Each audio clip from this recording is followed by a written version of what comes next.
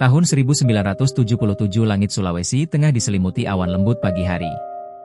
Sebuah pesawat kecil melintas tenang, membawa harapan, keluarga, dan cerita yang tak pernah kembali sama. Di dalamnya, duduk seorang lelaki yang dikenal hampir seluruh Gorontalo. Nama itu, Atek Angjaya, Ateki. Begitu orang-orang Gorontalo mengenalnya. Ia bukan sekadar seorang pengusaha. Ia adalah sosok yang dihormati. Dermawan yang tak pernah menolak ketika orang meminta bantuan. Pemilik usaha kayu yang besar, tanah yang luas. Dan nama yang menjadi harapan bagi banyak keluarga. Bagi anak-anaknya, ia adalah pelindung. Bagi istrinya, ia adalah rumah. Bagi masyarakat, ia adalah tangan yang selalu terbuka. Hari itu, Atek mengajak istri, kedua anaknya, serta saudara-saudaranya, melakukan perjalanan suci, ziarah Cengbeng, ziarah menghormati leluhur di Toli-Toli. Perjalanan penuh cinta dan kebersamaan. Tapi cuaca mulai berubah. Awan hitam turun begitu cepat, kabut menutup pandangan, dan pesawat kecil itu diguncang angin liar. Lampu kabin berkedip. Penumpang saling menggenggam tangan. Dan dalam sekejap, mesin kehilangan tenaga. Benturan keras mengguncang bumi. Suara logam patah. Hutan meresap semuanya dalam satu kedipan mata. Namun, sebagian dari mereka masih hidup. Di antara reruntuhan, dengan tubuh penuh luka, Atek menenangkan anak-anaknya. Mereka menangis pelan, tidak mengerti apa yang terjadi dalam luka.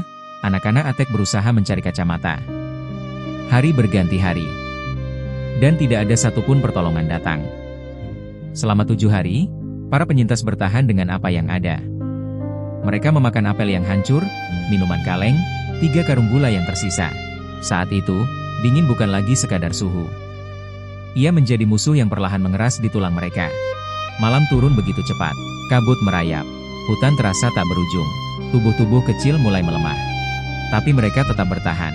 Atek melihat dari kejauhan, ada seberkas cahaya desa, yang terlihat seperti harapan. Dengan langkah goyah, ia meninggalkan keluarganya. Jaga mama, jaga adik, katanya. Ia berjalan masuk ke dalam misteri hutan.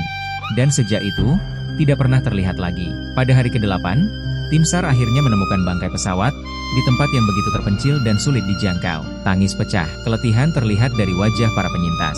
Namun evakuasi baru selesai di hari ke-10, karena hutan itu, seakan tidak ingin melepaskan siapapun darinya. Dari tragedi itu muncul cerita lain, tentang uang miliaran rupiah yang konon dibawa keluarga Ateki. Tetapi dalam laporan resmi, hanya 500 juta rupiah yang ditemukan dan diamankan oleh pejabat BAN yang ikut dalam perjalanan itu. Rumor itu menjadi misteri yang tidak pernah terjawab. Hutan itu menyimpan lebih banyak rahasia daripada yang sanggup diungkap siapapun. Setelah tragedi itu, keluarga Atek melakukan hal yang terakhir yang bisa mereka lakukan demi harapan. Mereka mengadakan sayembara besar agar masyarakat membantu mencari Atek yang hilang di hutan. Setiap orang diberi Rp15.000, jumlah yang besar di zaman itu. Dan dijanjikan keluarga Atek adalah Rp500.000 bagi yang menemukan Atek dalam keadaan hidup. Hingga naik menjadi Rp5 juta. Ratusan orang masuk ke hutan, membawa doa dan keinginan tulus untuk menemukan sang dermawan itu. Namun waktu berlalu, dan tak satu pun kembali membawa kabar. Banyak yang hanya kembali untuk berkata, tidak ada, hanya demi mendapat uang bekal. Sayembara pun dihentikan, dan nama Ateki resmi menjadi misteri yang tidak pernah ditutup secara benar-benar. Atek Angjaya, pengusaha yang dihormati, ayah yang penuh kasih, sosok dermawan yang selalu dikenang masyarakat Gorontalo. Hilang tak ditemukan, namun kisahnya tak pernah hilang dari hati orang-orang yang mencintainya. Pelajaran berharga dari kisah Atek Angjaya, kebaikan tidak pernah hilang jejak.